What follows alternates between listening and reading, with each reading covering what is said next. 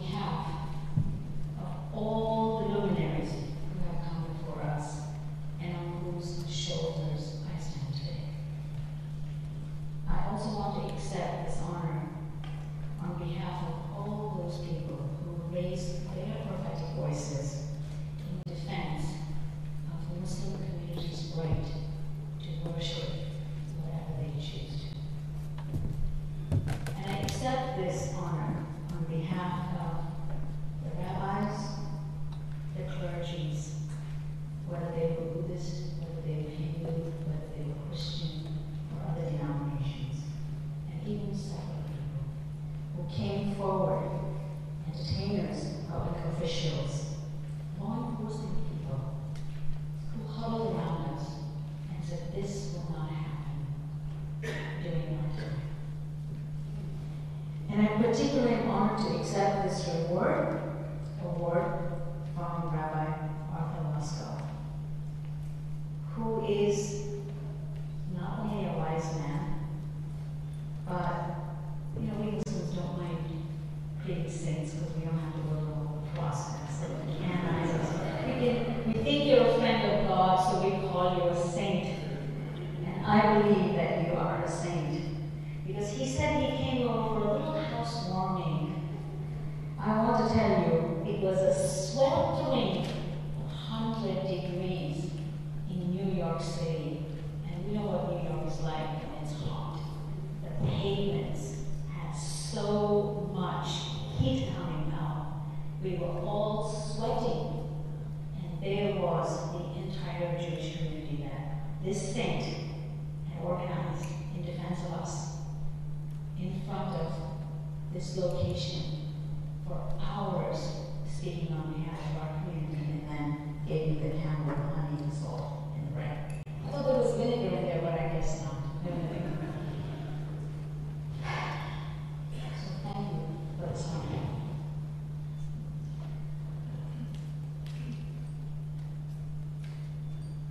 Shalom. Assalamu alaikum. And yes, peace be on to each and every one of you. I want to thank Rabbi George Stern, Reverend Golder, Rabbi Waskow, Councilman Curtis Jones, Councilwoman Maria Hernandez Sanchez, distinguished guests, brothers and sisters in faith, friends, and all of you who have worked so hard to bring us all together today. On this most auspicious day, though, we celebrate the legacy and the life of Dr.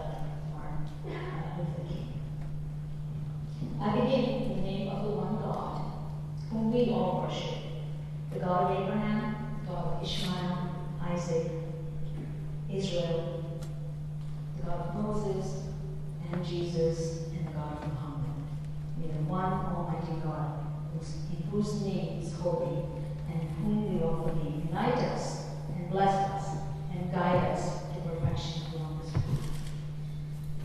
There is no one that I would rather speak to than a group of dedicated people of conscience who are gathered here today to address the big issues of our country and what this means for all of us. Several years ago, I was honored with another award from my husband at the Internet Center of New York. And Justice Breyer was also a recipient of that award. And he was talking about hundreds of years of bloody wars in this country between Christians. And he said, when we finally got fed up, we said, to you, your religion, and to me, mine. And when he said that, I nearly jumped on my seat. I said, has he? This is a verse of the Quran that says, to you, your religion, and to me, mine. So it is part of the divine plan, as Rabbi Papa said, that we have been created into nations and tribes so we may get to know each other. It's also part of the divine plan that to you, your religion, and to me, mine.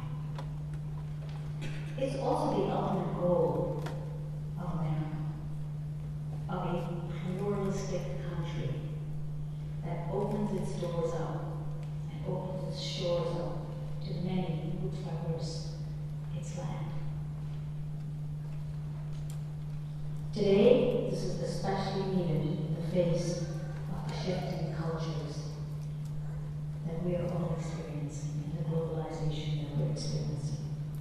I am here today not only as a Muslim, but also as an American, as a woman, as an immigrant, as a wife. I was born in Paradise, called Kashmir, India, to a Muslim family. Ironically, I was sent to a Christian missionary school for 11 years of my life. And I recited that Lord's Prayer every morning religiously because we didn't have a choice. And I calculated I've done the Lord's Prayer more than 3,000 times in my life. My teachers were Hindu. I climbed mountains and trees with Sikh girls, but they were my best friends. And we even bought freshwater pearls every summer from Buddhists who came from Tibet. And all along we were told that we were from the lost 10th tribe of Israel. So the Jews here, we got the wrong place. And at the tender age of 16, as was the tradition of the family, go seek the best education that you can, was what my grandfather believed in. Go to America. You are an artist, you will not survive here. Go to America, seek the first class education. And then, where did I land? In Jericho, Long Island. 99% Jewish neighborhood. My religious education was complete. During my childhood, I discovered the value of celebrating multiple cultures and honoring all religions. But it is here in America, the New World, that I actually discovered the value of my own religion. Could I be American? And could I be Muslim? Could I be modern? And could I be Muslim? Could I be religious and remain committed to the separation of church and state? These were many of the questions that I asked myself and many Muslims continue to ask themselves. Moved by this religious and cultural diversity that characterized my entire life, I wanted to do something for the future generations of my community. This is when I established the American Society for Muslim Advancement in 1997 to forge an American Islamic identity where one could balance faith with modernity, and one wouldn't have to choose between country and faith, and forced to build bridges between faith traditions. During these years, I was in a state of euphoria, believing that the world was my oyster, and I could achieve anything. In fact, my father always told me, because we lived right underneath the Everest, if you want air, you can climb that mountain. And I thought that everything in America was attainable. But the past 6 months have altered that view. I still believe that we can achieve anything we want. But I think it does not come without a struggle. And big things require a big struggle. And the struggle is mostly the struggle of acceptance. Are we the only ones who are going through the struggle? No. This is the struggle that has been fought by others before us. Whether it's the suffrage movement, whether it's the civil rights movement, or whether it's the gay and lesbian movement, there are many movements in this country that are being fought and constantly waged. And it's currently a fight for the freedom of religion movement. And shaping religion in America has always been a daunting task. We Muslims are going through the same trials of re-expressing the eternal truths and values of our faith within the cultural modality of America. This may surprise you. In fact, it scares our opponents. Many Muslims believe America is the most Islamic country in the world. Why, you might ask, do Muslims say that? Well, here's why. The Quran speaks of humankind as one nation under God. It's all over our currency. We find this in America.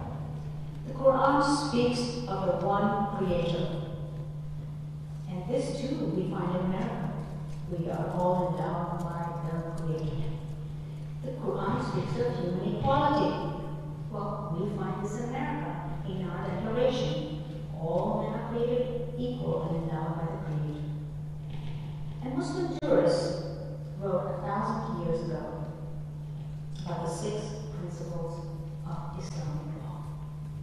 The right to life, the right to practice religion, not coercion, free from coercion, the right to property, the right to family, the right to develop one's intellect, and the right to dignity, not dignity given by state, but dignity which is God given. Well, how similar when you look at our founding fathers who wrote when they declared that we are endowed by the Creator with certain inalienable rights, among which are life, liberty, and pursuit of happiness. I believe pursuit of happiness at one time was property. Therefore, I believe that Islamic values and American values are completely compatible. So why is there this perception that we're at odds with one another? Well, there is another wonderful Quranic verse where God himself laments, "Oh, they divide ourselves into groups," or we divide ourselves into groups, each delighting in what we have, asserting our superiority over the other.